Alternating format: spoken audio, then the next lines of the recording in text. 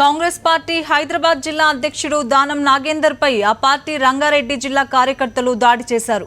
Party ఆవిర్భావ దినోత్సవం సందర్భంగా ఉప్పల్లో జెండా ఎగరవేస్తుండగా కార్యకర్తలు దానంపై దాడికి దిగారు. ఆయనకు వ్యతిరేకంగా నినాదాలు చేశారు.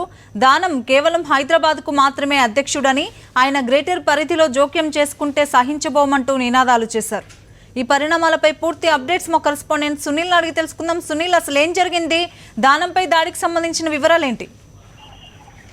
తెలంగాణ హైదరాబాదు రంగారెడ్డి జిల్లా కాంగ్రెస్ నేతల మధ్య ఉన్న విభేదం తారస్థాయికి చేరింది, పరాకాష్ఠకు చేరింది.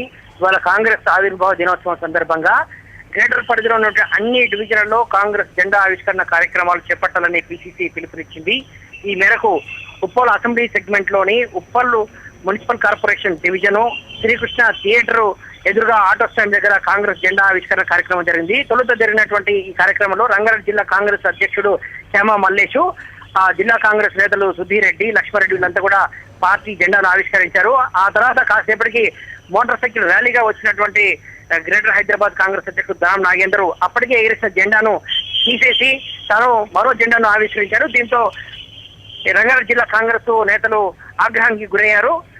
దానం నాగేందర్ పైన దాడికి దిగారు. మొదటి నుంచి చెప్తూనే ఉన్నాం, గ్రేటర్ పరిధిలోని రంగారెడ్డి జిల్లా ప్రాంతాల్లో జోక్యం చేసుకోవద్దు.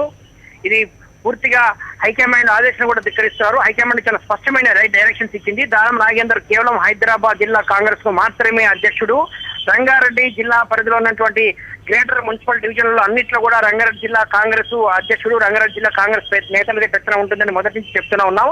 అయినప్పటికీ కూడా కాంగ్రెస్ ను డిస్టెబిలైజ్ చేయడం కోసమే దానం నాగేందర్ ప్రయత్నం చేస్తున్నారంటూ కార్యకర్తలంతా కూడా దానంపై దాడికి దిగినటువంటి పరిస్థితి.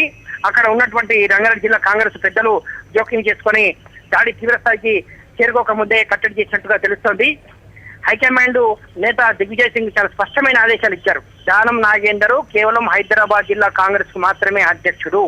గ్రేటర్ హైదరాబాద్ పరిధిలో ఉన్నటువంటి రంగారెడ్డి జిల్లా మున్సిపల్ కార్పొరేషన్ లో ఉన్న 66 డివిజన్ల పైన పెత్తనం ఆ రంగారెడ్డి జిల్లా కాంగ్రెస్ కమిటీ ఇదే.